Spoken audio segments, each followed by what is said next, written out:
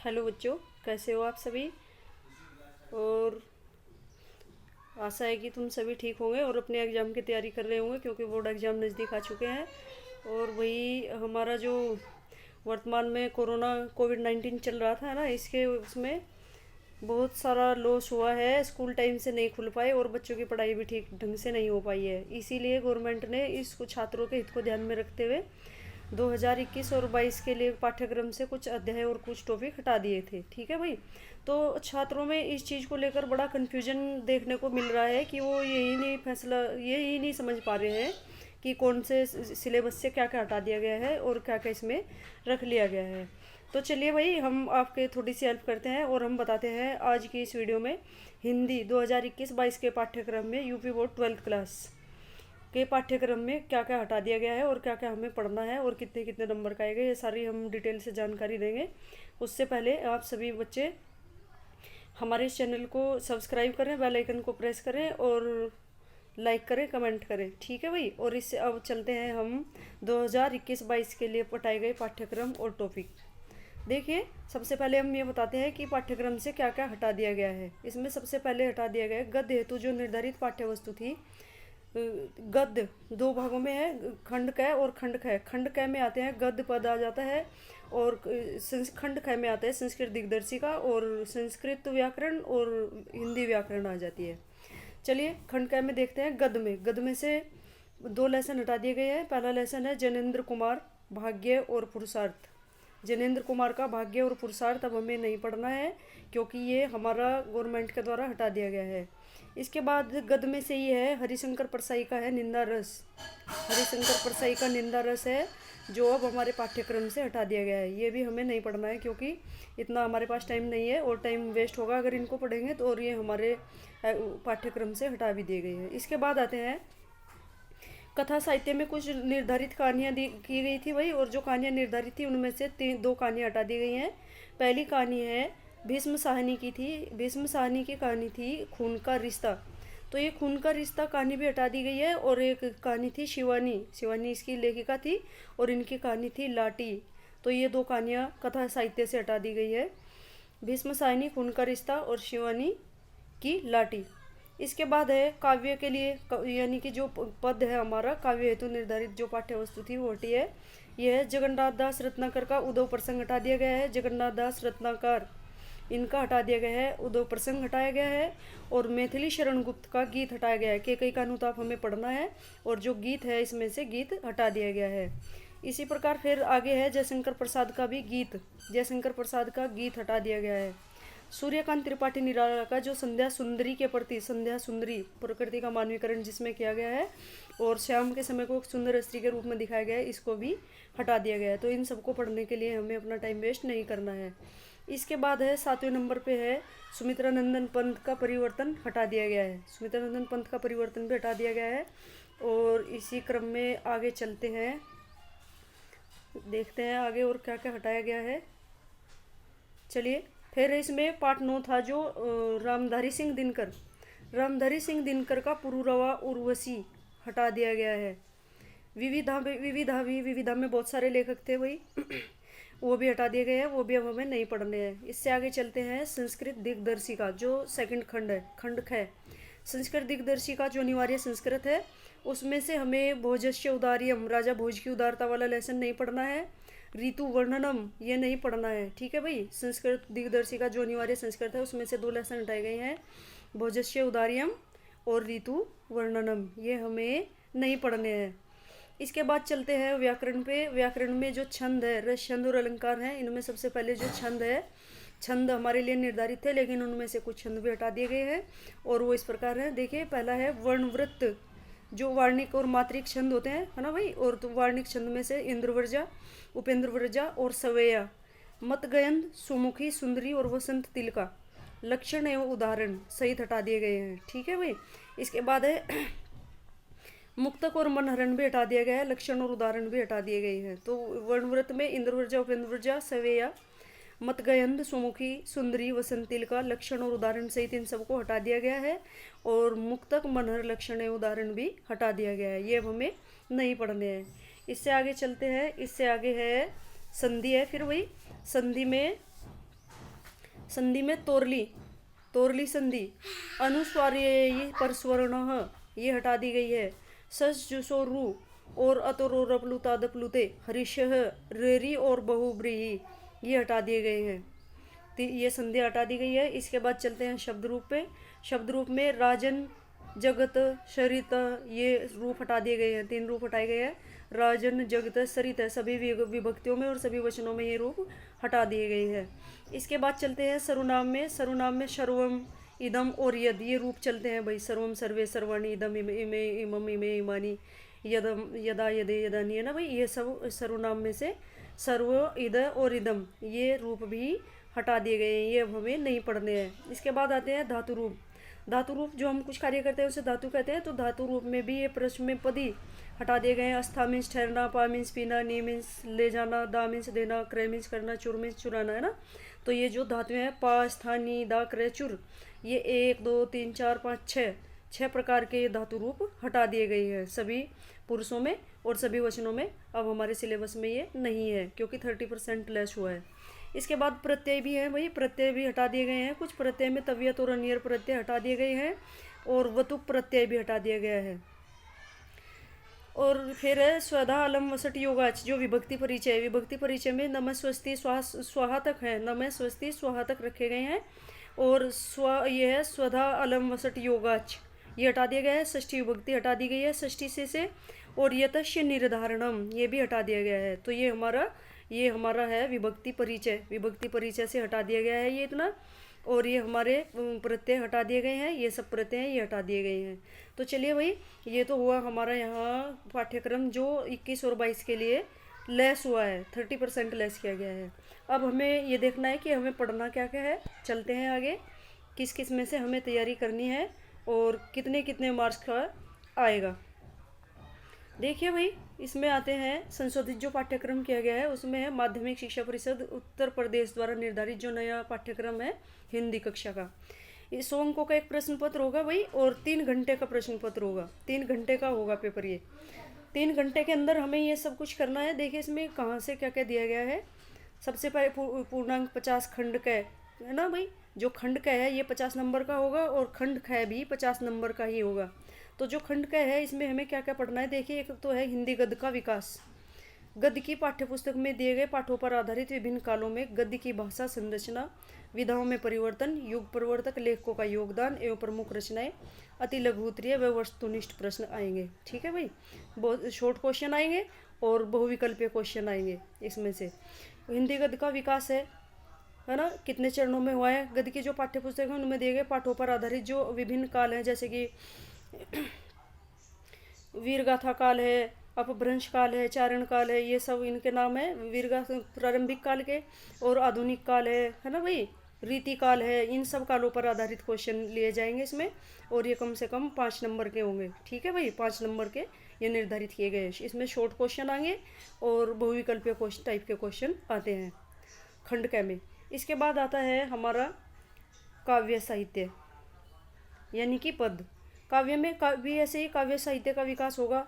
आधुनिक काल, भारतेंदु युग, द्विवेदी युग, छायावाद, प्रगतिवाद, प्रयोगवाद, नई कविता आदि इनसे संबंधित एक एक नंबर के क्वेश्चन पूछे जाएंगे जो अति लघुत्तरीय और वस्तुनिष्ठ प्रकार के होंगे। वस्तुनिष्ठ यानी बहुविकल्पीय प्रकार के होंगे। इनमें है वही देखिए आधुनिक काल की समय सीमा बताइए, भारतेंदु युग का समय कब से कब था या भारतेंदु युग के कुछ लेखकों के नाम बताइए, द्विवेदी युग की समय सीमा क्या है, छायावाद या छायावाद उत्तरकाल, प्रगतिवाद, प्रयोगवाद इनका समय सीमा सबको याद करनी है भाई।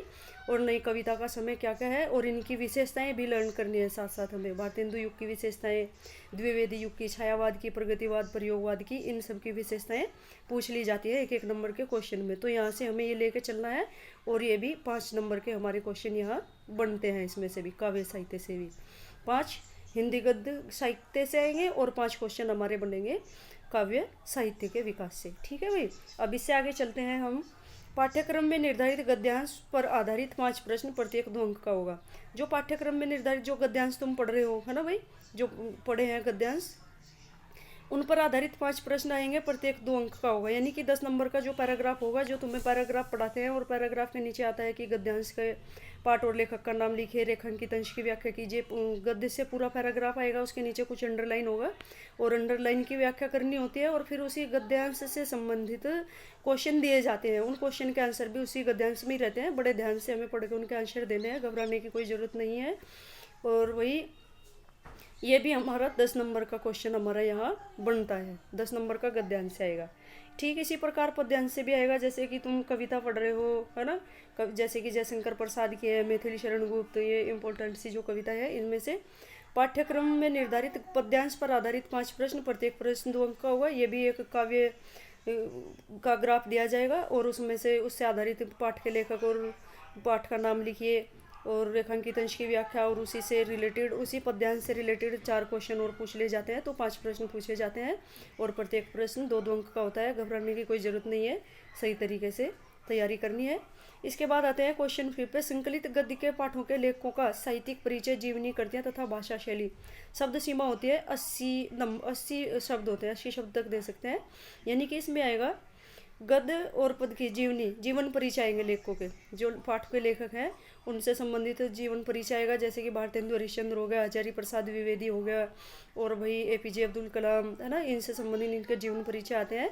और जीवन परिचय हमारा 5 नंबर का गद्य से आता है और 5 नंबर का पद से आता है। और इसकी शब्द सीमा निर्धारित रहती है, अधिकतम 80 अंक तक हम इसे कर सकते हैं, यानी कि 8-10 पेज उसके जीवन परिचय में ही भर देंगे। टाइम लिमिट का भी हमें साथ साथ ध्यान रखना है।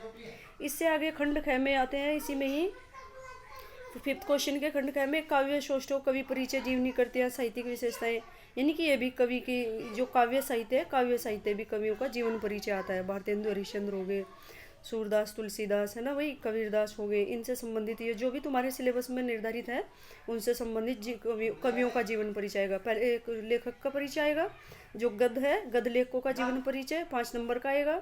फिर काव्य यानी कि कवि का जीवन परिचय आएगा, वो भी, उसके लिए भी तुम्हारे 5 अंक यहाँ निर्धारित कर दिए गए हैं।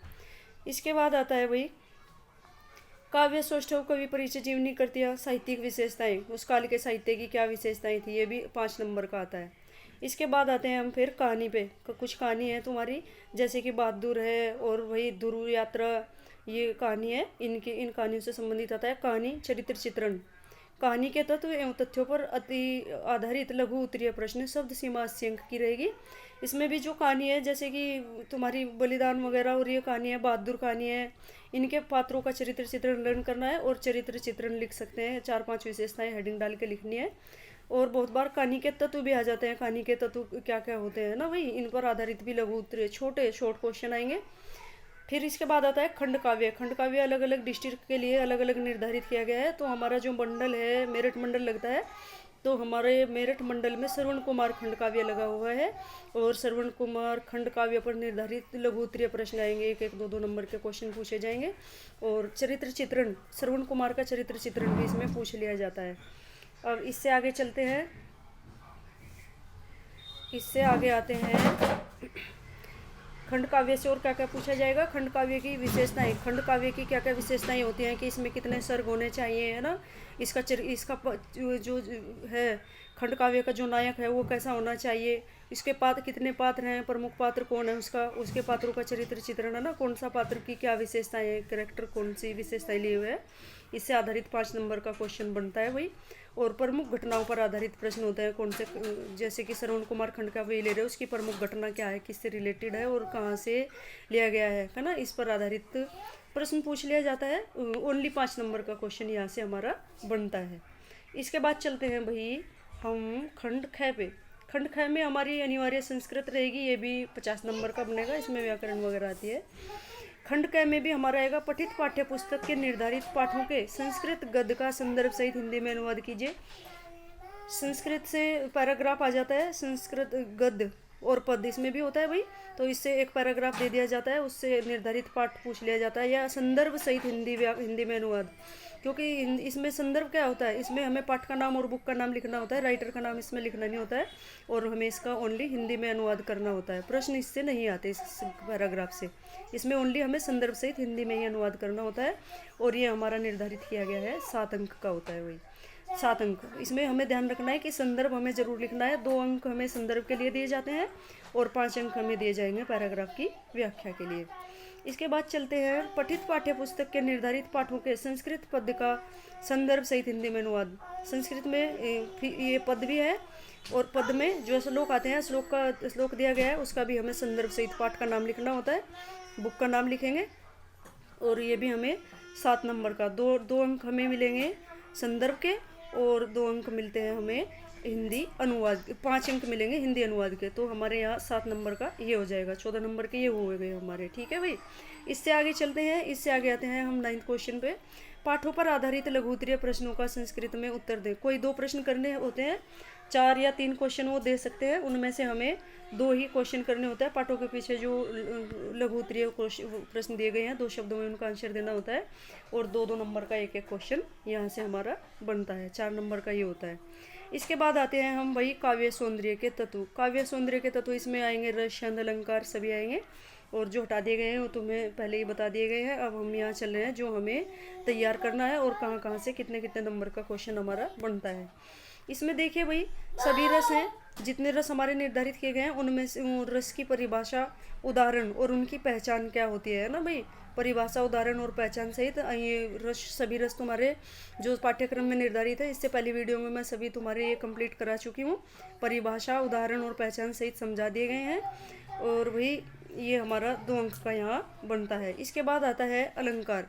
अलंकार में शब्द अलंकार है, अर्थालंकार है और उभयालंकार होता है, लेकिन हमारे पाठ्यक्रम में 2 ही अलंकार निर्धारित किए गए हैं, शब्द अलंकार और अर्थालंकार। इसके अंदर भी शब्द अलंकार में हमें पढ़ना है अनुप्रास अलंकार पढ़ना है, यमक पढ़ना है और श्लेष पढ़ना है। परिभाषा और उदाहरण सहित हमें ये तैयार करना है और ये भी हमारा 2 अंक का आएगा। बहुत बार उदाहरण दे देते हैं और ये पूछ लिया जाता है कि ये कौन से अलंकार का उदाहरण है बताइए। ठीक है भाई, तो ये 2 अंक का हमारा यहाँ निर्धारित होता है। इसके बाद अर्थालंकार से भी पूछ लिया। अर्थालंकार है उपमा, रूपक, उत्प्रेक्षा, संदेह, भ्रांतिमान, अन्वय, प्रतीप, दृष्टांत तथा अतिशोक्ति। ये भी हमें परिभाषा और उदाहरण सहित तैयार करने हैं। इनकी ये सभी मैं आने वाली वीडियो में आगे पढ़ाऊंगी और सभी बच्चे हमारे चैनल को सब्सक्राइब कर लेना, बेल आइकन को प्रेस करना ताकि आने वाली हमारी सभी वीडियो आप तक पहुँचती रहे और आप अपने एग्जाम की तैयारी अच्छे से करा सकें। तो भाई ये हो गए हमारे। तो शब्दालंकार और अर्थालंकार में से एक इसमें से 2 आ जाते हैं और इनमें से कोई सा एक हमें करना होता है जिसके लिए हमारे 2 अंक निर्धारित कर दिए जाते हैं, 2 अंक निर्धारित रहते हैं। इसके बाद चलते हैं छंद पे। वही छंद का सूत्र पूछ लिया जाता है बहुत बार। छंद का सूत्र क्या है? इस छंद का सूत्र होता है यमाता राजभान शलगा, है ना भाई।